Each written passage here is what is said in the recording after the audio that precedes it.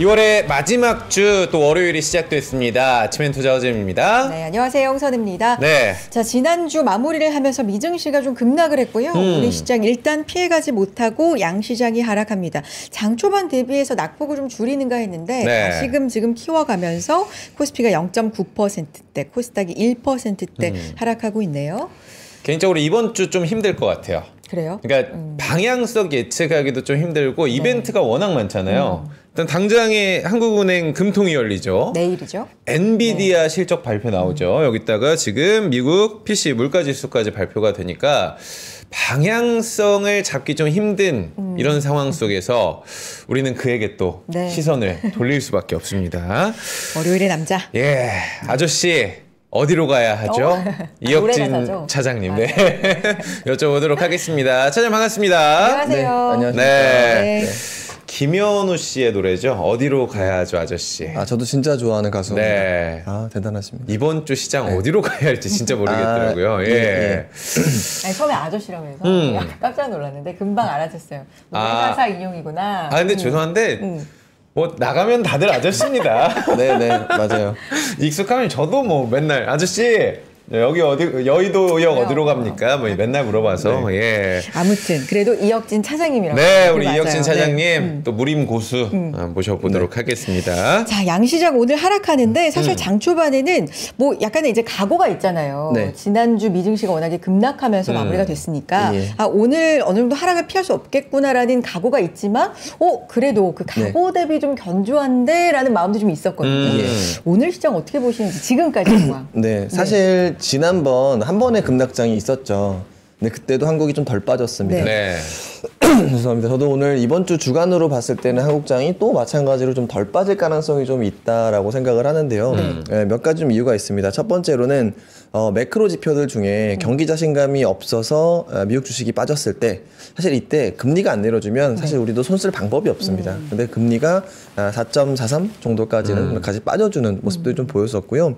그래서 첫 번째 가장 큰 부담은 좀 덜었다라고 생각을 합니다. 또 두 번째는 자, 우리의 이제까지 사실 지수가 올라온 거는 좀 제한적입니다. 네. 특히나 이제 반도체 초대형주들은 거의 올라오는 게 없다라고 보여지는데요.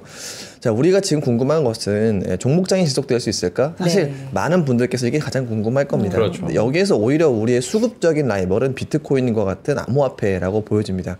근데 비트코인이 최근에 가격 보시면 맞아 96,000불 그리고 우리나라 이제 빗썸 기준으로 봤을 때는 거의 이제 1억 4천만 원이 깨질락 말락할 정도까지 좀 빠져 있는 상황이에요. 사실 알트코인들은 좀 미리 진작에 빠진 것들도 많고요. 자, 그러다 보니까 오히려 우리의 수급 라이벌도 생각보다 그렇게 강한 상황은 아니거든요. 자, 반대로 제가 이제 지난해 연말부터 계속 강조드렸었던 우리의 히든 아군 바로 연기금의 매수 강도는 점점 세지고 있습니다. 네. 자, 이런 부분들은 사실 쉽사리 방향성을 바꾸기도 어려운 것이 일드갭이라고 하는 주식이 매력적인지 채권이 매력적인지를 보여주는 이 지표가 이미 지난해 연말 주식이 압도적으로 역대급으로 좋은 8% 이제 8 이상을 기록을 한 상황에서 올해 25년 출발했기 때문에 뭐 연기금은 어떤 마음이 동해서 우리나라 증시에 설레어서 사는 것이 아니고요. 기계적으로 사는 겁니다. 자, 이런 부분들이 이어진다라고 봤을 때는 딱 한 가지 걸리는 것이 있습니다. 뭐냐면 공매도예요. 공매도, 3월 공매도. 제가 공매도가 거슬리는 이유는 이제까지 우리 1월에서 3월까지 우리 시장을 이제 2월까지 끌고 온 두 가지는 첫 번째는 아주 높아진 고객 예탁금. 그 다음에 생각보다 좋았던 연기금의 수급. 자, 외국인은 그냥 덜 팔 뿐입니다. 자, 그래서 여기서 제가 이제 말씀 안 드렸던 것이 개인이죠. 그러니까 개인이 끌고 왔던 것인데 공매도를 또 제일 무서워하는 것. 반감이 센 것은 개인이에요. 그렇죠. 네, 그래서 자, 이런 부분들이 아무래도 좀 덜컥거림을 유발할 것 같은데 제가 또 이제 좀 예단을 했을 때 말씀을 하나 드리면 너무 걱정하지 않으셔도 된다. 너무 걱정 안 해도 된다. 라는 겁니다. 왜냐하면 아까 제가 연기금도 말씀드렸지만 우리가 공매도는 기관이 파는 게 걱정이잖아요. 기관에서 가장 킹 오브 갓은 연기금이고 그 연기금이 사야 됩니다. 자, 이런 상황이기 때문에 가장 큰 이제 기관에 대한 공포심은 너무 지양하실 필요가 있을 것 같고 또 두 번째로는 거래대금이 연초 대비 엄청나게 늘었습니다.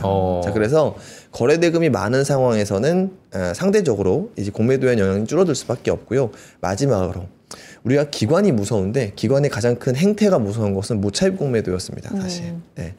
저도 뭐 이제 PBS 분들이랑 많이 얘기를 합니다만 이 무차입 공매도에 대한 부분들을 이번에 금감원에서 가장 단죄 내리고자 합니다. 그리고 이제 99% 필터링이 가능하다라고 네. 또 강조하고 있어요. 그래서 우리가 과거에 맞이했었던 그런 공포적인 공매도 재개는 아닐 거라고 생각을 하고요. 네. 우리가 해야 될 거는 오히려 스타일 바꾸면 좀 됩니다. 예를 들어 종목 장세에서 오늘이 잘 보여주고 있죠. 조선주가 잘 가다가 뉴스도 나왔습니다만 해운주가 다시 반등하고 조선주는 좀 꺾이는 같은 테마 내에서 주도주가 좀 바통 터치하는 모습들만 우리가 참고해서 관찰해 보면 좋지 않을까라고 생각을 합니다. 그 연기금 말씀해 주셨는데 네. 그래서 최근에도 이제 연기금, 국민연금이 이제 대표적이죠. 연속 순매수 최장 네. 기간 이렇게 맞아요. 운영하기도 네. 했잖아요. 근데 아직까지도 이제 올해는 담아야 되는 해인데 네. 30조 원의 여력이 남아 있다. 뭐 이런 네. 기사도 제가 봤는데 맞아요. 단순 확실히, 계산으로 네, 하는 것 단순 같습니다. 계산으로 하면 네. 지금 그것만 이제 믿고 예. 있어도 되는가? 네. 약간 수급적으로는 그런 불안감도 좀 있는 것 같아요. 자, 사실 이렇게 30조 원이 다 들어올지 안 들어올지는 우리가 모릅니다. 또 지수가 많이 올라와서 이게 전체 포트 비중이 늘어나는 효과도 있습니다. 네. 자, 그런데 제가 연기금이 수급이 아직도 아군이라고 생각할 수 있는 부분은 지금이 지수장이 아니라 종목장이라서인 거예요. 종목이 막 올라도 지수가 생각보다 별로 많이 안 올라가요. 그러면 나 갖고 있는 자산의 시총이 늘어나서 비중이 올라간 효과가 제한적일 것이고, 또 하나는 그러면 과거에 연기금은 방향성을 어느 정도 지속했는가.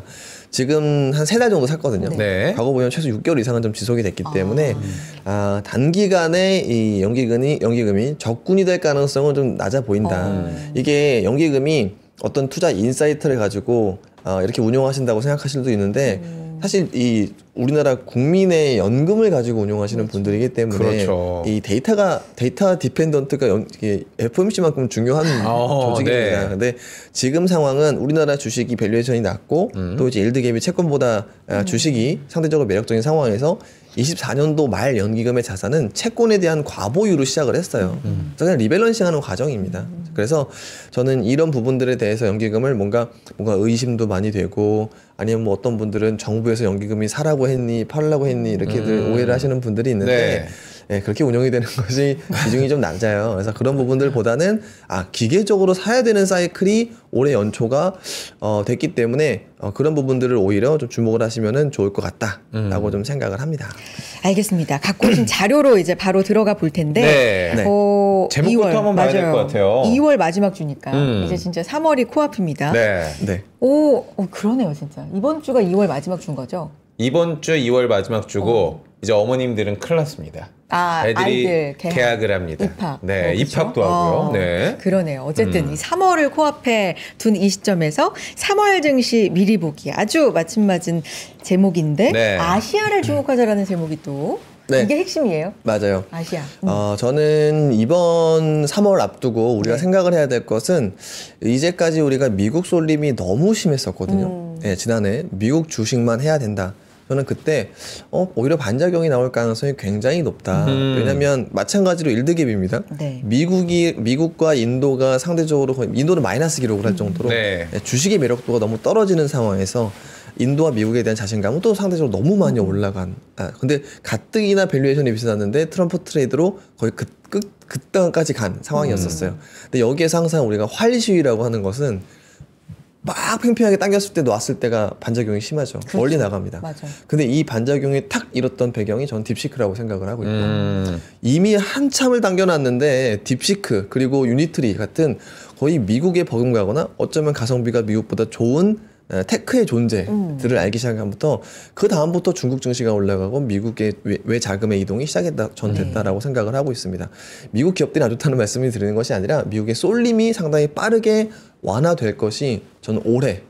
자, 그런데 그러다 보니까 최근에 중국의 굴기라고 표현되는 것들이 몇 가지 있습니다. 네. 뭐 로봇, AI, 그다음에 2차 전지 엄청나게 올라가고 있어요. 네, 다 올라갑니다. 반도체까지 다 올라가요. 자, 그러면 투자자들은 무엇을 암시하는가? 저는 중국의 굴기가 일편 성공을 했다라는 것을 인정한다. 예. 주가 반응이. 그렇죠. 네. 자, 인정한다라고 했을 때는 그러면 미국 외의 자산에 대한 완화, 쏠림 완화도 당연히 중기적으로 일어날 가능성이 상당히 높다라고 생각을 하고요. 자, 그렇게 되면 이제까지 우리는 뉴스에서 3프로 TV만 하더라도 네네. 네, 3프로 TV만 하더라도 뉴스의 99% 미국 아니었습니까? 네? 그러니까 어떤 유튜브를 보더라도 다 똑같더라고요. 약간 미국 주식이 좀 이렇게 종교화가 맞아요. 이게 주식은, 알고리즘이라고 저는 생각을 맞아요. 합니다. 네. 네. 알고리즘이 만든 것은 기본적으로 AI 투자도 다 똑같거든요. 모멘텀 기반입니다. 네. 지난해 좋았던 것을 조금 더 비중을 실기 때문에 그러면은 이 데이터 유튜브의 알고리즘도 마찬가지죠. 지난해 더 조회수가 높은 걸 가지고 그 주제를 올해 뽑으시잖아요. 예, 그러니까 이런 것처럼 점점 더 끝단을 우리는 향해 갈 수밖에 없는 상황이다라는 것이고 그 반작용은 저는 다시 시선이 아시아로 갈 것이다. 자, 최근에 2차 전지 올라가죠. 네. 네, 이제 2차 전지 올라가는데 저는 3월 초까지 2차 전지 올라갈 수 있다라고 말씀을 드렸습니다. 그 중에 가장 큰 골자 중 하나는 수급적으로 에코프로 BM과 같은 이전 산장 모멘텀이 2월 말 3월 초에 나올 수 있었기 때문이에요. 자, 그런데 어제 좋은 뉴스가 나왔죠. 제가 이 관세에 대한 미국의 시작이 높이자고 시작했지만 결론은 다 낮추고 끝날 가능성이 되게 높다라고 말씀을 드리고 있어요. 자, 그래서 이번에 인도가 110% 전기차 관세를 10%대로 떨어뜨리겠다라고 어제 언론 보도가 나왔습니다. 네. 자, 이런 것처럼 미국이 관세로 시비를 걸면 너 죽고 나 죽자 식으로 다 같이 관세를 올린 국가는 거의 없을 겁니다. 결론은 자, 우리도 낮출 테니까 이제 그 얘기 그만해. 네, 이렇게 그러면 결론적으로 되게 우리가 시장이 원하는 결론이 나올 가능성이 상당히 높아요. 자, 그렇기 때문에 자, 이번에 인도 또 마찬가지로 아시아죠. 네. 자, 그 다음엔 어딜까요? 중국의 경기 부양, 일본의 금리, 그리고 한국의 공매도와 같은 아시아 지역의 이슈를 3월에 반드시 봐야 되는 시기가 됐다. 활 시위는 쏘아줬고 우리가 아직까지도 이 활이 나갈 곳이 아니라 과거 있었던 자리를 쳐다보면 투자에 대해서 항상 미스를 할 경우들이 많습니다. 그 얘기를 이제 하나씩 말씀을 드리겠습니다. 좋습니다. 본격적으로 들어가 보시죠. 네, 제가 뭐 어떤 아시아를 말씀을 드리는 건지에 대해서 제가 자료를 보면서 하나씩 말씀드리겠습니다. 네. 자, 첫 번째는 중국이요. 이벤트가 진짜 많을 것 같습니다. 지난주에 나쁜 이벤트를 양산을 했죠. 바이러스 얘기입니다. 아하. 자, 근데 저는 이것이 약간 어그로성이라고 생각도 일편 듭니다. 그래요? 예, 네. 뭐 이게 퍼졌다는 얘기인 건지 아니면 사람한테 옮긴다고 하는 얘기인 건지 연구소의 언론 보도가 지금 전 세계에 계속 나오고 있거든요. 네. 그래서 너무 불분명한 보도를 빠르게 확산되는 것은 중국에 조금 의도가 있는 것 아닌가 하는 음모론을 하나 좀 생각을 해볼 수 있을 것 같고요. 어쨌든 중국에서는 지금 양해와 정상회담 그리고 IT에서의 이벤트도 상당히 큽니다. 네. 자, 그리고 두 번째는 일본이에요. 다시 일본을 투자자들이 보기 시작할 것 같습니다. 이유는 엔화 강세 때문이요. 뒤에 자세히 말씀을 드리겠습니다. 마지막으로는 이제 공매도예요. 자, 공매도가 31일부터 재개가 됩니다. 네. 자, 그런데 여기에서 너무 나쁘게만 생각할 필요도 없습니다. 이유는 뭐냐면 외국인은 이미 팔아서 더 팔 물량이 좀 제한적이고요. 기관은 우리에게 이미 아군으로 작용하기 때문입니다. 자, 그래서 자, 이번 주는 저는 이번 주에 이제 소란 이제 여진이 있겠습니다만 엔터와 뷰티 같은 종목들에 조금 더 친중적인 종목에 한번 관심을 가져볼 때가 됐다라고 저는 생각을 합니다. 네. 하나씩 좀 보겠습니다. 첫 번째는 중국이에요. 네. 사실 지난해 연간으로 제가 테마 점검을 했을 때 올해 3월까지 중국이 굉장히 경기 부양 기대감이 높아지는 사이클이다라고 네. 말씀을 드린 바가 있어요. 그 방점을 찍는 것이 3월 양해가 될 것이고 이미 경제공작회의에서 24년도 말에 공격적인 재정 부양 정책에 대해서 언급을 했습니다. 자, 마찬가지입니다. 자, 이런 부분들이 향후 이어질 건데 바로 미국과 일본 정상회담에 대한 뉴스들이 나오고 있고요. 그리고 10월에 에이펙 기대감도 있습니다. 뭐냐면 이제까지 사실 중국이 경제가 좋지 않으면서 이 시진핑 주석이 사실 뒤로 많이 가 있었거든요. 보이지 않았어요. 네. 다시 보이기 시작을 했습니다. 자, 머스크가 1기와 2기가 다른 점은 1기에는 배넌과 볼튼 이런 분들과 같이 했었던 정치 보수 논객들과 같이 했었던 시즌이라면 2기는 머스크와 같은 이제 기업가들과 함께 하고 있죠. 트럼프 말씀이신 거죠? 맞습니다. 네. 네, 트럼프가. 자, 그런데 시진핑도 마찬가지. 얼마 전에 이제 AI 관련 기업들과 같이 회담을 하면서 자, 트럼프가 뭐 보여준 모습을 똑같이 보여주려고 하는 것 같아요. 자, 이에 화답하는 것처럼 최근에 중국 주식들을 보면 2차 전지, 바이오, 그리고 로보센스가 유니트리라고 하는 중국의 거의 1등 로봇 기업의 부품을 대는 이런 기업들입니다. 그래서 이런 기업들이 주가가 굉장히 많이 올라가고 있고 그래서 시장의 해석은 중국 굴기가 마치 성공한 양 반영을 하고 있다. 저도 사실 성공했다고 생각을 합니다. 네. 그래서 중국에 대한 모멘텀에 기저할 수 있는 이런 종목들을 봐야 되는데 나쁜 것도 있어요. 뭐예요? 지난주에 오포라고 하는 중국의 스마트폰 제조사가 폴더블 스마트폰을 공개를 했습니다. 삼성보다 결론은 얇아요. 얇아요? 아주 많이 얇습니다. 그래요? 네, 쪼개질 것 마냥 얇습니다. 예, 근데 그러면 삼성전자의 플래그십 스마트폰의 핵심은 이제까지 바형은 아니었잖아요. 폴더블이었지 않습니까? 예, 거기에서 사실 가장 큰 뭔가 이제 뭐가 안 좋다라고 하는 것이고, 두 번째는 이제 3월 초에 화웨이가 또 폴더블을 공개하는 게 있어요. 네. 근데 그게 트러플입니다. 트리플. 세 번 접히는 두 번 접는 거죠. 두 번 접혀서 세 면. 맞습니다. 자, 그러면 얇기에서도 문제가 생긴 거고 접는 횟수에 대해서도 문제가 생기는 네. 건데, 또 하나는 저도 폴더블을 씁니다만 이 가운데 이 굴곡진 부분이 있어요. 네. 이번에 오포 저도 실물로는 못 봤습니다. 그래서 유튜브로 계속 찾아보고 있었는데 이 굴곡진 부분이 거의 보이지가 않더라고요. 그래서 이런 것처럼 우리가 기술에 대한 굴기가 이미 중국이 오고 있는 게 아니라 떠나고 있는 건 아닌가? 아니, 지금 찾아봤거든요. 네. 세계에서 가장 얇은 폴더블 폰 두께가 8.93mm네요. 네. 8.93mm? 어느 정도인지 감이 안 잡힌다. 10mm가 훨씬 안 되는 거니까 네. 1cm가 안 안 되는 거죠. 네. 거잖아요. 오. 이게 접으면 기존의 핸드폰이랑 거의 비슷한 수준까지 얇아진 겁니다. 접어도. 네. 그러면 우리가 지금 중국의 스마트폰이나 이런 IT 기기들이 단순히 싸서 사는 게 아니라는 얘기죠. 이제는 기술력. 그러면 이제 앞으로 이런 시선으로 샤오미의 전기차를 어떻게 봐야 될까요? 그러니까 이런 부분들까지 생각을 하면은, 자, 이제 중국은 진짜 우리 정말 무서운 존재가 점점 돼가고 있다. 네. 그래서 그렇게 생각을 하고요. 자, 두 번째는 일본입니다. 자료 보실 텐데, 자, 일본은 국채 금리가 15년 만에 최고치로 올랐어요. 네. 자, 그래서 당연히 환율이 떨어지고 있는 상황입니다. 엔화가 강세가 되고 있는 것이죠. 근데 문제는 앞으로 어떻게 할까? 자, 재밌는 점이 이 중앙은행 총재가 하고 있는 부분은, 자, 기준금리는 올려야 될 것 같아. 장기금리가 발작하면 사줄게. 이 얘기하고 있는 겁니다. 예, 그러니까 기준금리는 일단 올릴 거야. 근데 장기금리가 너무 발작하면 국채 매입을 해줄게. 예, 즉 우리가 할 건 기준금리 인상이고, 네. 이제 뭐랄까요, 발작을 하면은 돈으로 막겠다라는 얘기고, 자, 그러면 이 소비자 물가 상승률 같은 경우에는 계속 올라가고 있어요, 일본이. 그러게요. 예. 자, 그러면 이 방향성은 사실 기울기의 문제인 거지 어느 정도는 좀 정해져 있다라고 생각을 합니다. 그래서 이런 부분도 같이 봐야 될 것이고, 자, 오히려 저는 제가 조금 됐죠. 한 달 전부터 관광 얘기를 말씀을 드리는 건데, 네. 그 중요한 이유 중 하나가 우리보다 훨씬 더 관광 시장이 큰 일본이 관광객이 엄청 많이 갔던 배경 중에 하나는 엔화 약세였어요. 맞아요. 네, 그나마 우리가 해외에 가서 쇼핑을 할 수 있는 국가입니다. 예, 지금 면세점 장사가 안 되죠. 그 환율로는 할인을 아무리 하고 쿠폰을 아무리 매겨도 쇼핑을 할 수가 없습니다. 근데 일본은 살만해요. 네. 환율 때문이었었거든요.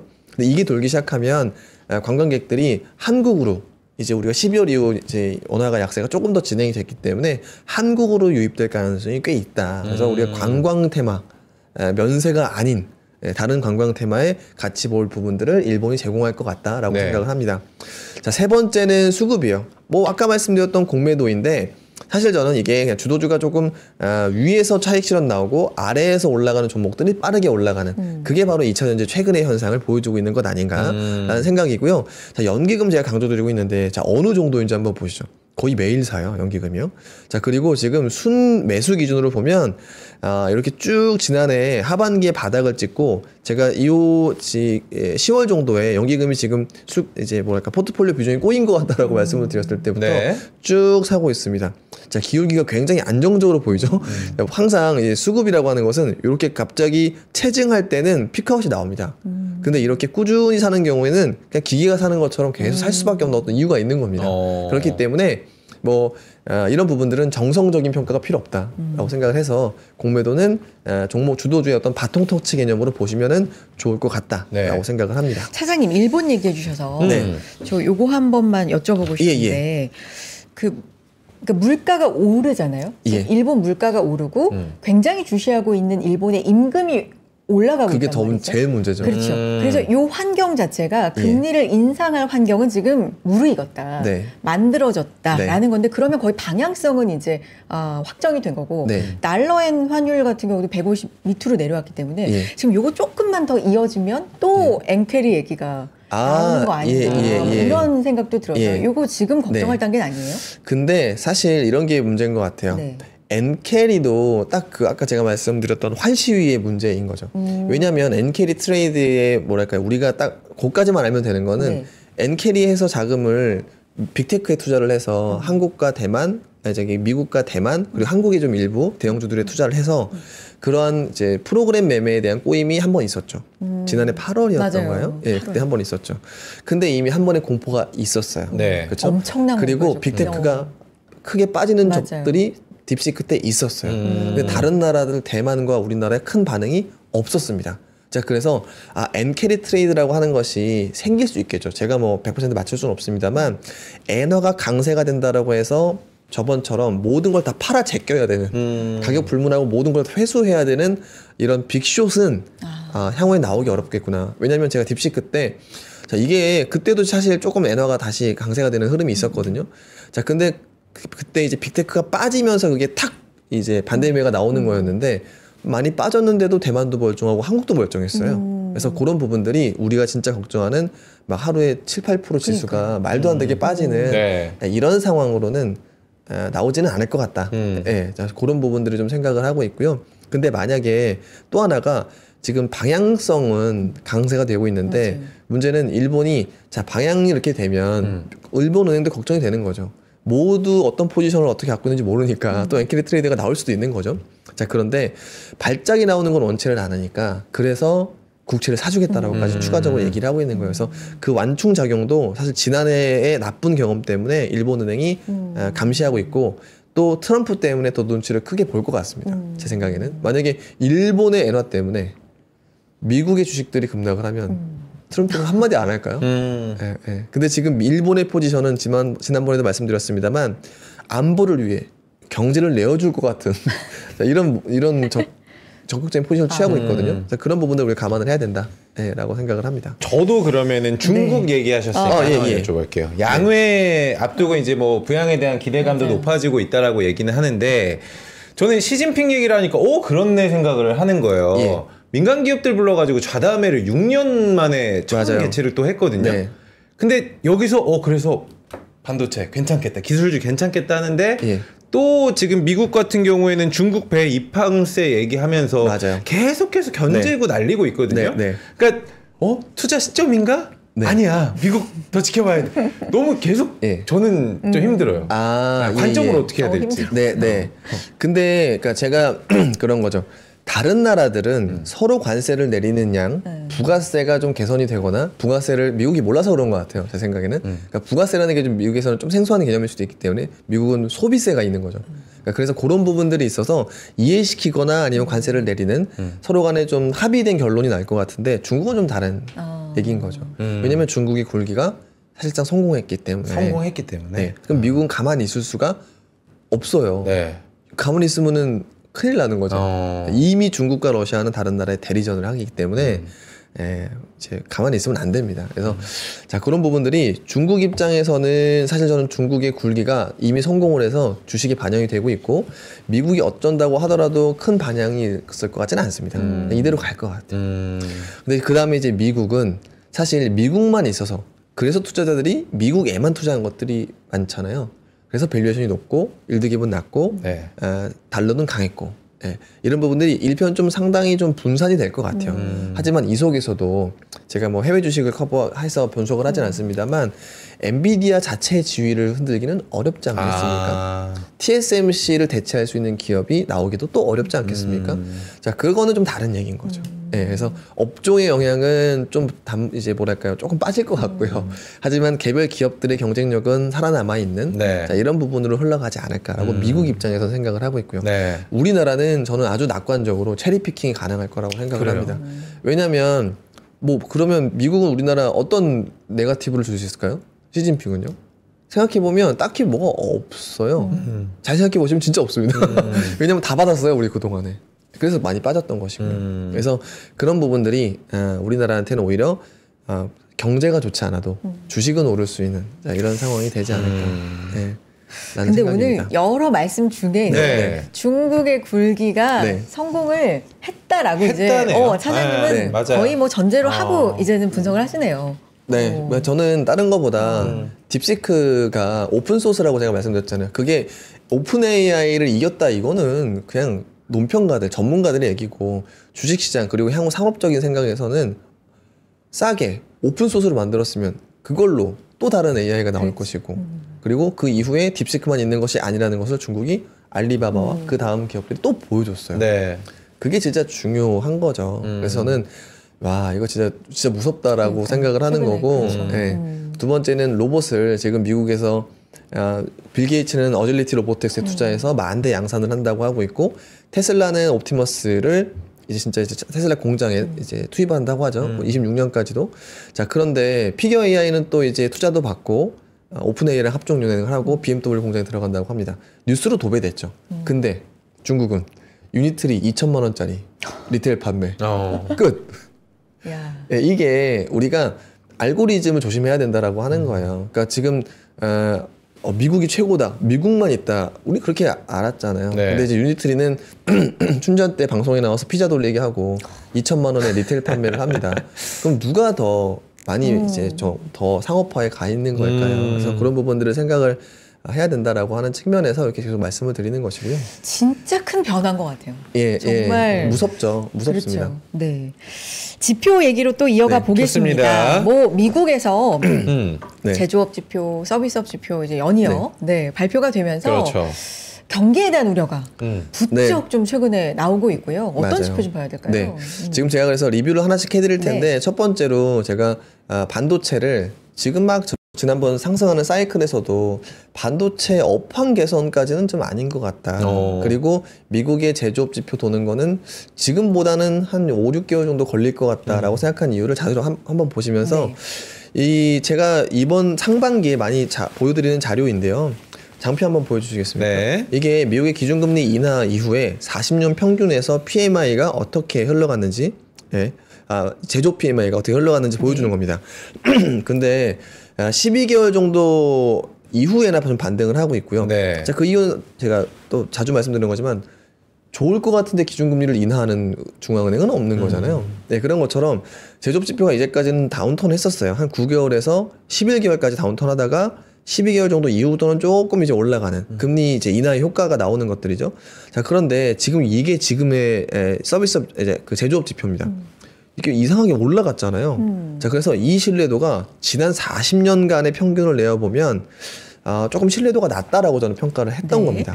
자, 그래서 오히려 경기 확장보다는 향후 낮아질 금리에 조금 더 초점을 맞춰서 투자를 했으면 좋겠다라고 생각을 하고 있고요. 자, 우리가 전 생각을 해야 되는 것이 결론적으로는 지금 경기에 대한 자신감은 저는 더 없어질 거라고 생각을 합니다. 지난번 3프로 TV에서 나오신 톱니 이야기도 3분기에 대한 미국 경기 우려를 하시죠. 네. 제가 지난주와 지지난주에 도지가 사람을 자르기 시작했고 이미 자른 게 최소 10,000명 그리고 앞으로 자를 것이 5개 폐쇄기관에서 75,000명에서 언론 보도에 따르면 20만 명을 얘기를 합니다. 그렇죠. 자, 그런데 미국의 고용은 지난 이제 21년도 전 바이든 정부 전까지는 전체 고용에서 그러니까 구인 건수 기준으로는 정부가 한 10% 정도 할당을 받아서 이제 담당을 했었어요. 근데 최근에 들어서 20%까지 늘어났어요. 자, 이런 부분들을 머스크가 자르기 시작한다라고 하면은 이 소비라든지 이런 것들에 대해서 과잉 압박, 이제 너무 좋은 압박을 받았던 것이 풀려나갈 거다라고 생각을 합니다. 그래서 상반기는 그러니까 유동성의 근간에서 투자를 하시는 것이 기존적으로 맞을 것 같다. 그러니까 미션은 경기가 안 좋을 때 금리가 적당히 좀 빠져주는지 이걸 좀 체크해 보는 게 좋을 것 같다라고 하는 것이고요. 또 이제 해외 주식들을 보면 최근에 제가 양적인 성장이 아니라 질적인 변화에 굉장히 많은 그리고 케인지언이 아니라 슌페터 경제학이 최근에 작동되는 것 같다라고 말씀을 드립니다. 자, 보시면 뭐냐면 미국의 소비주들이 다 빠졌어요. 네, 그리고 보시면 트립닷컴, 그 다음에 이제 화학 바스프, 이제 유럽 기업 같은 경우, 그다음에 유럽의 아디다스, 미국의 월마트, 치폴레, 자, 이런 기업들이 다 같이 빠지고 있고요. 팔란티오도 많이 빠졌죠. 자, 그리고 반대로 인피니언, 르네사스, NXP 이런 자동차 반도체 기업들이 전반적으로 다 좋았습니다. 자동차 반도체. 자율주행이죠. 네, 그러니까 이런 부분들에 오히려 사람들은 좀 주목을 하고 있는 것 같고요. 또 가스 가격이 올라가니까 도쿄가스 같은 종목들이 같이 올라가고 있고, 참 보시면 샤오미가 급등했어요. 그러니까 이런 것처럼 중국의 테크 기업들이 사실 업종 불문하고 네. 다 많이 올라가고 있다. 네, 이런 부분들이 사실 우리가 지금 글로벌 시장을 자주 보기는 어려우시니까 제가 말씀드려야 되는 부분이라고 생각을 하고 있고요. 두 번째는 우리나라 주식에서는 많이 올라가는 것들을 보면 롯데쇼핑, 클래시스, 롯데케미칼, 코롱인더 이제 못 보던 종목들이 좀 보이죠. 네. 저는 이게 미국보다는 중국이 좀 신경 쓰기 시작했다라고 생각을 합니다. 네, 중국의 경기 부양과 중국의 소비, 중국에서 지금 뭐 이제 무비자 입국 플러스 지금 한한령 해제까지 한다라고 하잖아요. 네. 그러면 중국의 경기 부양과 동시에 우리나라와 조금은 더 가까워질 수 있는 인센티브를 내어주지 않을까라고 하는 것이 사실 지난주 우리가 확인했었던 그쵸. 우리 시장에서의 모습이다라고 하는 겁니다. 뭐 10대 같은 경우는 엔비디아 테마 붙은 거고요.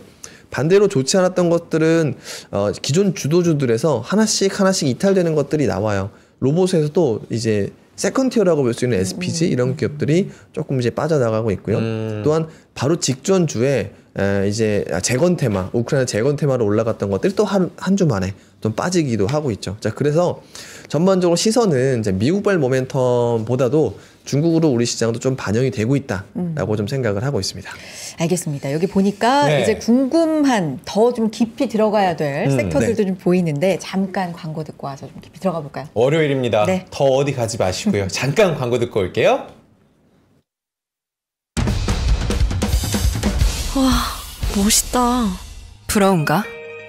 기본기 연습과 스트로크 훈련에 1532시간을 투자해 갖게 된 리듬이다. 나의 드럼도 나의 자산도 투자로 키운다. 나는 투자한다. 나는 성장한다. NH투자증권. 네, 아침엔 투자 함께하고 계십니다. 네. 월요일 이 시간 이혁진 차장님과 시장 얘기 나눠보고 있고요. 그렇습니다. 앞에서 섹터 뭐가 업됐고 뭐가 다운됐는지 이렇게 봤으니까 그중에서 좀 짚어볼 만한 부분이 있는 것들 하나하나 좀 보겠습니다. 이제 먼저 저희가 테마 전략으로 또 들어가 봐야 됩니다. 맞아요. 네. 먼저 조선 너무 네. 여쭤보고 싶었는데 예.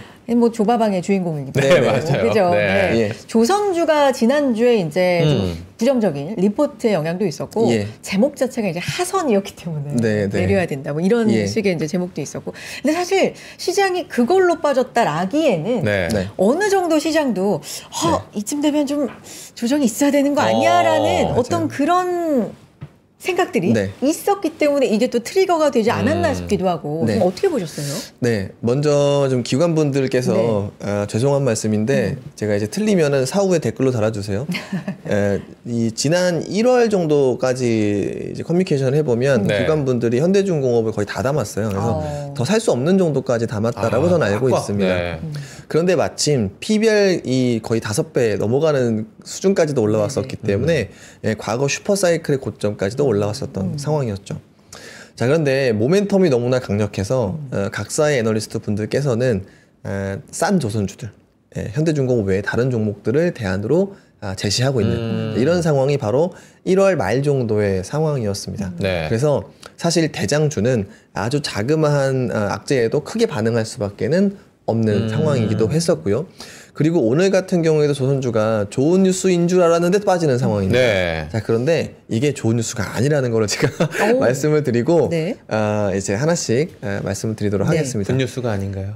예, 따지고 보면 굿뉴스가 아니에요. 왜냐하면 지금 우리가 조선주들이 올라간 거 일단 뭐 때문에 올라갔다고 생각하시면 그냥 뭐 올라간 미국과의 편이요? 뭐 저는 K조선 그쵸? 미국의 견제구 맞아요. 때문에 우리가 수혜를 입는다. 네, 그 중에서 제일 많이 올라간 게 하나오션, 현대중공업이잖아요. 그러면은 조선사들 중에서도 특화하는 영역들이 가까이 있습니다. 네. 그러니까 방산을 갖고 있는 조선주들은 현대중공업, 하나오션, 한진중공업 같은 HJ중공업 같은 그러니까 HJ가 사실 제 이름과 비슷해서 제가 제일 많이 올라가지 않을까. 진. 놀라가지고 아무튼 그래서 죄송합니다. 네. 어쨌든 이런 세 가지 종목들이 이제 방산을 갖고 있는 부분들이고요.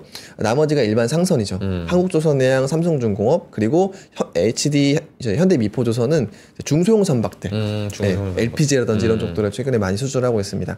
자, 그러면 이 중에서 제가 이 사실을 바탕으로 제일 많이 올라간 종목은 뭐 결론만 말씀드리면 현중, 한화, HJ예요. 네. 그러면은 방산 때문에 올라갔다고 볼 수가 있죠. 예. 자, 그래서 이제 1월 말과 2월 초에 무슨 말씀을 드렸냐면 상대적으로 도크가 한정되어 있기 때문에 그것을 방산 물량으로 채우기 시작하면 진짜 고부가 가치는 3중이라든지 한조가 받을 가능성이 충분히 이제 현실적으로는 있는데 밸류에이션은 2배 벌어졌기 때문에 지금부터 이제 조선은 기자재나 아니면 이등주 사이클이 시작될 것 같다라고 좀 최근에 강조드렸던 부분들이에요. 자, 이런 걸 이 사실을 바탕으로 이 사실을 바탕으로 제가 자료를 하나씩 보면서 말씀을 드리겠습니다. 21일 날 이제 사건이 있었죠. USTR의 뉴스가 나왔습니다. 뉴스를 낸 것은 아니고요. 그냥 그 USTR에 게시가 된 겁니다. 자, 뭐냐면 자, 중국 선박 수수료 부과 선박당 최대 100만 달러 이런 것들이 언급이 되어 있고요. 미국산 선박 이용 장려 올해 최소 1%, 7년 뒤 5% 뭐 이런 것들이 좀 되어 있는 겁니다. 자, 결론적으로는 이제 방산이 아니라 상선에 대한 중국의 견제를 하겠다라는 것이고 하는 방법은 중국산 선박이 입항을 미국 입항을 할 때 선박당 또는 컨테이너당 이제 벌금을 매길 가능성이 있다라고 하는 것이고요. 여기에 이벤트가 하나 남아 있죠. 3월 24일 날 공청회를 할 예정이기 때문에 자, 이것을 통해서 향후에 이대로 결정이 될 수도 있고 밀릴 수도 있고 이런 겁니다. 자, 그러면 이 뉴스를 조금은 더 생각을 해볼 필요가 있습니다. 사실 제가 이거 예전에 했던 말이에요. 자, 왜냐면 제가 갑자기 딱 하고 나온 뉴스가 아니에요, 이게. 지난해 4월쯤에 이제 미국 철강 노조가 바이든 정부에게 조사를 요구한 것이 이거였어요. 미국의 철강이 쇠퇴한 이유, 미국의 조선업이 쇠퇴한 이유는 바로 중국에 있고, 그래서 중국의 컨테이너당 벌금이라든지 수수료를 추가적으로 물려야 된다라고 주장을 해서 USTR이 두 달 정도 뒤에 실제 조사를 들어갔고 공청회 그 결과가 나오기에 앞서서 이렇게 좀 게시를 한 것입니다. 자, 그러면 여기서 생각되는 게 오늘 좀 많이 올라가는 것이 HMM이죠. 네. 예, 딱 단편적으로 생각한 상등 관계는 해운입니다. 맞아. 자, 그러면 해운 차트 한번 보세요. 네. 이렇게 바닥을 기고 있어요. 왜냐하면 관세 전쟁을 하잖아요. 네. 관세 전쟁을 하면 물동량이 진짜 줄겠죠. 그러겠죠. 네, 그러니까 해운은 주가가 바닥에 있었어요. 근데 지금 이제 미국의 조선이 표면적으로 중국의 상선을 타겟으로 하는 건데 이거에 대한 실제 이면의 영향은 해운에 더 크겠죠. 네. 그러다 보니까 사람들이 마찬가지입니다. 조선으로 확 몰려갔다가 특히나 방산으로 몰려갔다가 오늘 아침의 반응은 상선주들이 더 많이 올랐다가 HMM 같은 해운주들이 많이 급등을 하니까 가버리는 거예요. 네. 마침 HMM은 초대형 선박을 중심으로 하는 이제 정말 바다와 바다를 가르는 이제 해운사들입니다. 그래서 그런 부분에 대한 이제 테마 주도주 이동이 있었기 때문에 조선주한테는 주식적으로 업황이 아니라 주식적으로는 나쁜 뉴스라고 볼 수도 있겠다라는 겁니다. 하지만 자, 이건 그냥 제가 장기적으로 보면 올해 1년을 놓고 보면 공매도도 있고 이런 뉴스도 나왔기 때문에 조선주 너무 많이 올라서 조금 쉴 수 있습니다. 자, 그런데 연간으로 본다면 그냥 주도주가 하나 더 들어갔다. HMM이 추가적으로 편입이 됐다라는 차원인 거지 조선이 나빠질 이유는 아닌 것 같다라는 겁니다. 실제 오늘 또 빠지는 이유가 선가가 또 빠졌어요. 자, 근데 이 부분이 향후에 검증이 필요합니다. 자, 어떤 검증이냐면 올해 트럼프가 되면 중국 선박들 입장에서는 조선사들 입장에서는 빨리 받아야 되잖아요. 중국은 항상 이제 관세가 내려지기 그 전달까지 밀어내기 수출을 합니다. 그러면 이번에 조선소의 견제가 들어올 것 같으니까 지난 연말까지 아주 싼 가격에 밀어내기 수출을 해버린 거예요. 그래서 도크를 28년이 아니라 지금 29년까지 채웠다는 얘기도 있어요. 트럼프 임기까지 끝내고 싶은 거죠. 자, 그런데 반대로 1월부터 다시 우리나라 조선소들의 MS가 확 올라가고 있어요. 그러니까 이제 해운사들이 트럼프가 무슨 견제를 할지 모르니까 발주를 내기를 꺼려하는 거예요. 근데 만약에 이런 게 다 정해졌어요. 그러면 중국 조선소의 예를 들어 MS를 20% 30% 가져올 수 있다. 그럼 우리나라 따블이에요. 그러니까 이거는 지금 성과만 놓고 볼 건 아니에요. 지금의 조정은 충분히 있을 수 있고 시간이 필요한데요. 지금 성과만 가지고 그렇게 바로 표면적으로 해석할 필요는 아닌 것 같고 이 제도가 모두 나온 다음에 이미 시작된 1월에 우리 조선사들의 MS 증가를 향후에 어떻게 해석할지는 봐야 된다. 그래서 저는 오늘 가격 기준으로 연말 가격을 보면 오히려 더 올라갈 것 같다고 생각을 하고 있습니다. 차장님, 그러면 이 해운주 섹터만 놓고 보면은 바닥을 계속 횡보하고 있으니까 앞으로 장기적인 관점에서는 투자 전략을 좀 세워볼 수도 있겠네요. 맞아요. 이거 엄청 큰 테마인 거죠. 엄청 큰 테마이고 이벤트가 있잖아요. 3월 24일 날 공청회가 있지 않습니까? 여기서 온거란 얘기가 나올까요? 센 얘기들이 나올까요? 엄청나게 센 얘기들이 나올 겁니다. 나와가지고 철강 노조라든지 이런 전문가들이 나와가지고 자기네 푸념을 할 거고 네. 중국을 공격할 거예요. 그러면 여기에 진짜 중국 입장에서 되게 좋아요. 선박당, 중국산 선박당 수수를 매기면 1타 2피예요. 조선소도 공격할 수가 있는데 해운사도 공격할 수 있는데 이 배로 싼 물자들이 들어오잖아요. 태무, 알리. 네, 이게 비싸지는 거예요. 그러니까 이제 여러 가지로 되게 1타 3피 이렇게 되거든요. 그래서 저는 모르죠. 정치 이벤트는 모릅니다만 이거 될 것 같습니다. 저는. 네, 그러니까 이게 미국이 지금 정도의 상황이라면 될 가능성이 꽤 있어 보입니다. 네. 그렇군요. 조선과 해운을 보는 입장 비유 들어봤고요. 우리 저번에도 좀 이야기를 나눴었는데 중국이 바이오 쪽에서 임상을 그렇게 많이 진행을 한다고 맞습니다. 미국과 한국을 제쳤다는 이야기를 좀 해주셨는데 중국 바이오에 대한 견제 뭐 그런 움직임 좀 이야기를 좀 해주시죠. 예, 맞습니다. 이것도 굴기에 성공하기 직전이에요. 제가 차트 한번 보여드리면 자, 지금 중국은 기본적으로 인구가 많다라고 하는 것을 100분 활용하고 있는 겁니다. 자, 그래서 미국이든 뭐든 수출을 하지 않아도 먹고 살 만큼의 산업 육성이 가능한 국가입니다. 근데 이제 조심하셔야 되는 것이 중국 주식 사라는 게 아닙니다. 저는 자, 그걸 이제 우리가 알아야 된다라고 하는 거예요. 전략이 달라지기 때문에. 자, 근데 이제 왼쪽에 보시는 것이 중국의 임상 건수가 미국을 제쳤다. 언제부터? 코로나 이후부터. 여기는 중국이 실제 미국산 백신이 늦게 들어갔던 것도 있었죠. 그리고 미국의 FDA가 워낙 까다롭게 나왔기 때문에 13억 중국 인구를 타겟으로 한 미국 외 제약사들이 요 이제 옅은 분홍색 보시면 중국에서만 단독 임상을 올리는 건수들이 엄청나게 늘어났습니다. 자, 그러면서 이거 진짜 중국의 힘이 세지는 거죠. 어디가 힘이 세지냐면 미국의 FDA가 있듯이 중국의 바이오 허가 기구가 힘이 세지는 거예요. 근데 미국은 글로벌 임상에서 가장 대표성을 갖고 있는 것은 FDA 때문입니다. 그래서 중국은 진짜 대단한 전략을 오랫동안 써왔다라고 하는 것이고요. 자, 이게 정부의 문제지만 오른쪽엔 민간의 문제예요.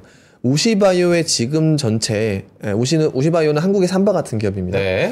지금 미국 지역에서의 매출 비중이 60%, 그중에 이 중에 절반이 임상치료 의약품 생산이에요. 즉 빅파마들이 반도체처럼 생산을 하고 싶지 않아서 다른 국가에 싸게 외주를 줬더니 그 이제 외주를 중국이 가져갔고 그래서 지금 빅파마들의 신약 레시피를 일상부터 다 보고 있다. 이거 진짜 무서운 겁니다. 이야, 자, 데이터가 그래서 엄청나겠다. 자, 이런 부분들이 합쳐지면요. 중국의 바이오 기관, 허가 기관의 힘은 세지고 중국의 이제 지금 실제 미국에서의 레시피는 빠르게 복제할 가능성도 상당히 높은 거예요. 이게 미국이 당면한 아주 큰 과제입니다. 제가 그래서 지금은 조바방 중에서 조선방산 뭐 이미 많이 올라간 종목이기 때문에 제가 엄청나게 언급을 드리고 있지 않아요. 오히려 더 올라간 이 바이오가 미중 무역 분쟁의 새로운 전장이 될 가능성이 굉장히 높다. 왜냐하면 나머지 다 성공했고 이게 아직 미션이 완수가 안 됐습니다. 그래서 이거에 대한 비수를 꽂는 미국의 정책이 시작될 가능성이 있다라고 생각을 합니다. 자, 그러면 그래서 제가 SC제형 이런 것들을 강조하는 겁니다. 민간도 좋고 그다음에 이제 미국도 상당히 좋을 수 있는 거예요. 제가 종목은 언급 안 드리겠습니다만 지금 환자 입장에서는 7시간을 5분으로 줄이면 환자, 소비자 무조건 좋죠. 너무 좋지. 완전 땡큐죠. 비용도 줄어듭니다. 심지어 약효도 좋아질 거예요. 그래서 그런 부분들인데 자, 근데 이제 병원은 더 좋아요. 베드 하나당 하루에 6시간, 7시간 맞으면 1명 받으면 땡이고 그 다음에 2명 받으려면 의사가 뭐 병원 야근해야 됩니다. 서로 안 좋은 거예요. 근데 이게 5분이면 몇 명을 받을 수 있을까요? 수십 명을 받을 수 있는 거예요. 난리 나죠. 자, 그래서 다잘약스와 같은 실제 SC제형을 바꾼 다음에 1년 만에 거의 뭐 50% 전환율이 이루어지는, 그래서 민간에서는 당연히 좋은 거예요. 근데 이제 빅파마 같은 경우에는 지금 약가이나나 시밀러 이런 부분들을 경쟁을 해야 되는데 지금 시밀러가 최근에 뉴스 나오는 것들을 보면 굉장히 빨리 개발이 될 가능성이 있습니다. 삼상을 거의 안 한다고 하는 정도의 사례들이 나오고 있거든요. 그러니까 엄청나게 패스트 트랙을 밟는 거예요. 그래서 지금 기존의 오리지널 제약사들이 이제 발등에 불이 떨어졌는데 이것을 제형을 변경해서 다른 리그를 만들면 되는 거거든요. 그래서 빅파마도 좋습니다. 자, 그런데 저는 미중 무역 분쟁의 새로운 전장이 될 가능성이 높다고 생각을 하는 게 이런 거예요. SC제형 특허를 미국과 한국만 갖고 있습니다. 그래서 중국이 없어요.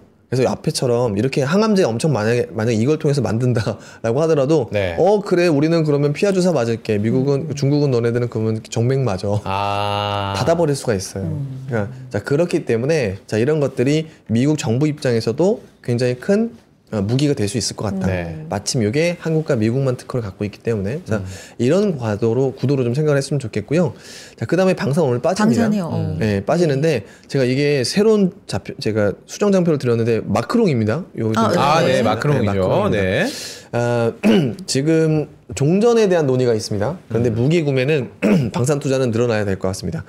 자, 이게 그 미국과 러시아의 정상회담 전후가 갈리는데요. 이미 전에 국방비 과소 투자를 EU 집행위원장이 얘기했고요. 네. 이 국방비 지출에 대해서도 지금 1.9% EU 평균인데 비상조항을 발동을 해서라도 늘려야 된다라고 얘기를 했어요. 자, 그런데 유럽에서는 많은 전문가분들이 아시겠습니다만 프랑스의 정치적인 영향력이 엄청나게 큽니다.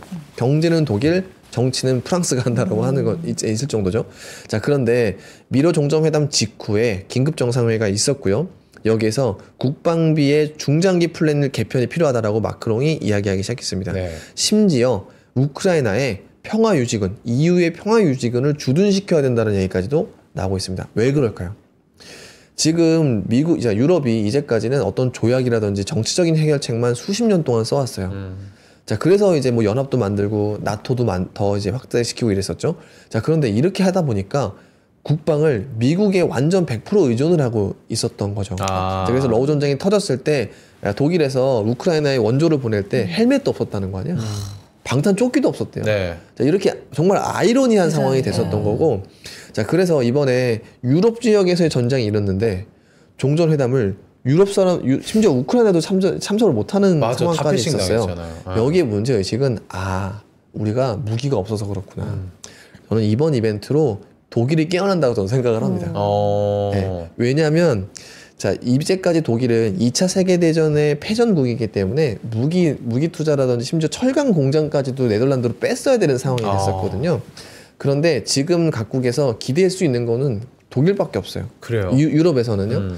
그리고 지금 이번에 주둔 이런 얘기를 했을 때 트럼프가 오케이 너무 좋아 이런 식으로 얘기를 했어요. 왜냐하면 미국도 너네 너무 지나치게 우리나라 미국의 이제 그 방위 서비스를 너무 싸게 쓰고 있는 것 아니야? 이렇게 얘기를 하고 있는 거잖아요. 네. 그래서 트럼프가 저는 머리가 진짜 좋다. 네, 국방비 지출을 올리려고 하니까 사실상 이렇게 결론이 나버리는구나. 네, 저는 그래서 이 방산에 대한 부분들도 이렇게 좀 진행이 되지 않을까라고 생각을 하고요. 네. 자, 최근에 실제 제가 그런 변화가 있을까 지금 보시면 제가 글로벌 방산 ETF 인덱스를 국가별로 세분화해봤어요. 네. 그래서 아주 재미난 점을 발견을 했고 실제 그래서 독일이 깨어날 수도 있을 것 같다라고 말씀을 드리는 겁니다. 어떤 점에서요? 자, 보시면 네. 미국의 방산은 진작에 움직였어요. 근데 이게 뭘 움직였냐면 팔란티어가 올라간 거예요. 네. 네. 팔란티어가 방산 이제 분류가 되어 있기 때문에 자, 그래서 이런 부분을 미리 움직였고 미국 방산이 움직인 것은 기술 고도화예요. 그다음에 한국 방산이 또 그 다음에 움직였죠. 한국 방산이 움직인 이유는 아무래도 실적 그리고 이제까지 이제 유럽 지역에 수주받은 것 인도 사이클. 네. 결국에는 이제 펀더멘털 올라간 거예요. 자, 그런데 여기 한번 보시죠. 유럽 방산은요 지지부진하게 기고 있었어요. 거의 뭐 똑같네요. 왜냐? 네. 자기들이 안 하잖아요. 한국 방산, 미국 방산에 의존했었잖아요. 그러니까 못 올라가다가 최근에 레인메탈과 같은 유럽 방산 기업들이 반등하기 시작을 했습니다. 자, 그래서 저는 유럽에서도 이제 이런 국방비 투자 본격적으로 시작을 하겠구나라고 좀 시장에서도 보여주는 것 같다라고 생각을 해서 이런 흐름을 좀 눈여겨봐야 된다. 네, 말씀을 좀 드리는 겁니다. 사장님 경제를 알자님도 지금 잠깐 짚어주셨는데 채팅창에서 지금 팔란티어가 지난주 후반에 거의 5% 가까이 이제 하락했거든요. 그렇죠. 지금 조 내용 때문이었다고 이제 시장은 보고 있어요. 네. 미국 국방부가 매년 예산 이제 8%씩 맞아요. 삭감을 하고 이런 이슈는 어떻게 봐야 돼요? 예. 잘 생각해 보시죠. 우리는 지금 한국 방산주를 얘기하고 있어요. 지금 이렇게 말씀하시는 분들은 팔란티어를 보유하고 계셨거나 아니면 미국의 록히드 마틴을 갖고 계신 분들일 겁니다. 자, 우리는 미국의 수주를 받은 적이 있을까요? 없어요. 네. 그래서 1호가 LIG 넥스원의 비궁이 연말까지 될 가능성이 높다라고 하는 것이고요. 또한 예전에 우리나라 기업이 아닌 고스트 로보틱스 정도가 미국에 수주를 했습니다. 그래서 그런 부분들이 있었지 미국의 방산비 지출이 줄면 다 같이 줄인다. 가 기본적인 이런 네거티브 방식의 사고이실 것 같아요. 자, 그런데 지금은 정반대예요. 전체 총액은 늘어야 되고요. 미국은 금액을 낮췄습니다. 그럼 여긴 누가 더 채워야 되죠? 유럽, 중동, 한국. 미국이 방산비 더 내라죠 하나요? 그러니까 미국이 지출하는 걸 줄이고 나머지가 채우는 양상이에요. 네. 그러면 우리나라의 수주처는 어디죠? 유럽, 중동, 그죠? 아니면 한국 내수 이런 네. 부분들입니다. 그러니까 이게 한국의 방산을 생각할 때는 조금 다른 컨셉들이 필요해요. 이런 부분들이 사실 우리 11월에도 똑같은 실수한 겁니다. 트럼프가 방산비 이제 머스크가 도제에서 국방비 지출이 지나치다 줄여야 된다 이미 얘기했었던 거고요. 그때 우리나라 방산주 빠졌어요. 근데 지금은요 신고가잖아요. 네, 그러니까 이게 표면이 아니라 사실 이면을 봐야 되고 실제로는 이 가장 큰 그림 이게 어떤 방산비가 어떻게 흘러가고 있는지 이런 것들이 훨씬 더 중요하다. 라고 좀 말씀을 드리는 겁니다. 그렇군요. 네. 오늘 중요한 또 자료들이 있으니까 조금만 더 속도를 한번 내보도록 하겠습니다. 제가 항상 55분 때마다 속도를 좋습니다, 내겠네요. 저희가 항상 좀 뭔가 질문이 많았어서 이렇게 시간이 많나 좀 죄송한 주말에 뉴스가 많아서 그래. 뉴스가 많아서. 중국 한한령 해제 요 관련돼서도 맞습니다. 있어요? 너무너무 중요한데 한한령 해제뿐 아니라 제가 계속 우리나라 관광 사이클이 돌아온다라고 계속 말씀을 드렸어요. 자료 한번 보시면서 이제 퀵하게 한번 말씀을 드리면 기존에 제가 여기가 아니라 에스테틱을 봐야 되는 사이클이 왔다라고 말씀을 드립니다. 뭐 파마리서치나 클래시스 비올이 애초에 영업이익률이 엄청나게 높은데 관심을 좀 덜 받아서 였던 것 같아요. 그래서 이번에 사이클이 올 것 같은데 제가 그래서 이 부분은 아마 처음 보는 차트이실 수도 있어요. 제가 그 다음에 짠 하고 보여드리겠습니다. 짠. 그 관광객들이 우리나라에 와서 의료비를 어떻게 쓰고 있는가 인 거예요. 이 공개된 데이터입니다. 자, 그래서 보시면은 이 피부과가 파란색이에요. 그 다음에 성형외과가 주황색이죠. 보시면 2023년도 이게 2년밖에 안 된 차트예요. 최근에 24년도에 엄청나게 늘어나가고 있어요. 이렇게.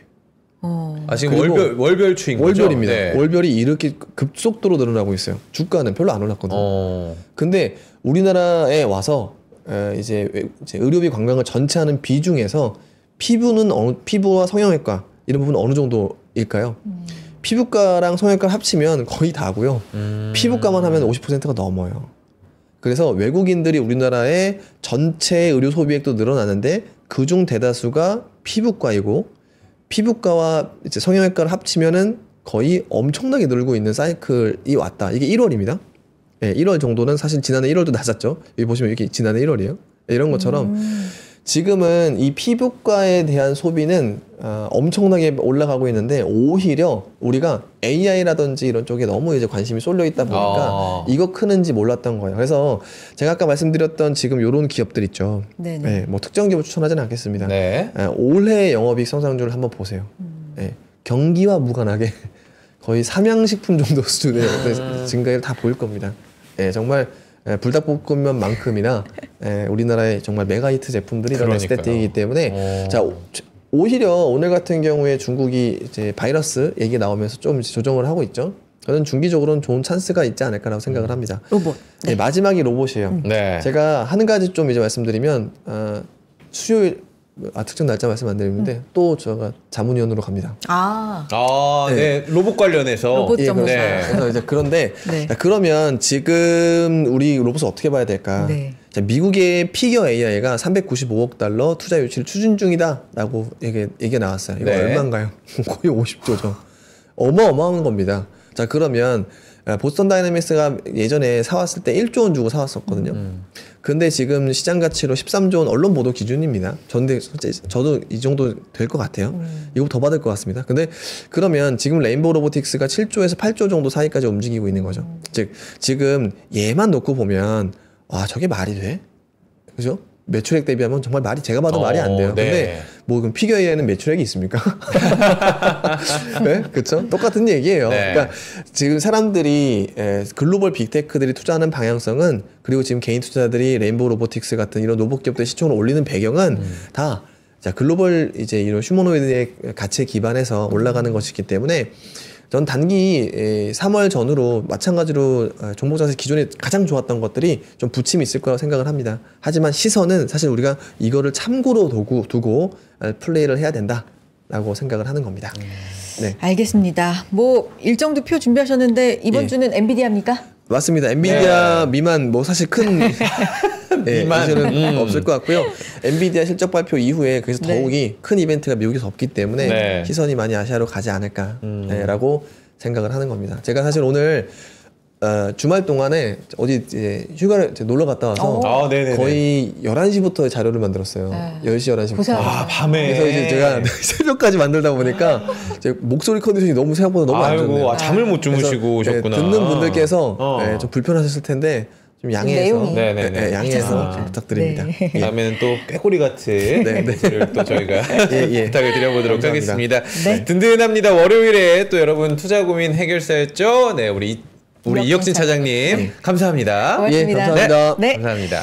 자, 아침엔 투자 함께 하셨는데요. 코스피, 코스닥 0.7%, 1.1% 각각 양시장 하락하고 있습니다. 네. 오후 시장에 좀 반등해 주기를 오늘도 뭐 수익률도 많이 내시고 또 방어도 잘 하시기를 네. 바라면서 저희는 내일 또 인사드리겠습니다. 이번 주 네. 이벤트가 많으니까 꼭 저희와 함께 해주시길 맞아요. 부탁을 드려보도록 하겠습니다. 오늘도 고맙습니다. 감사합니다.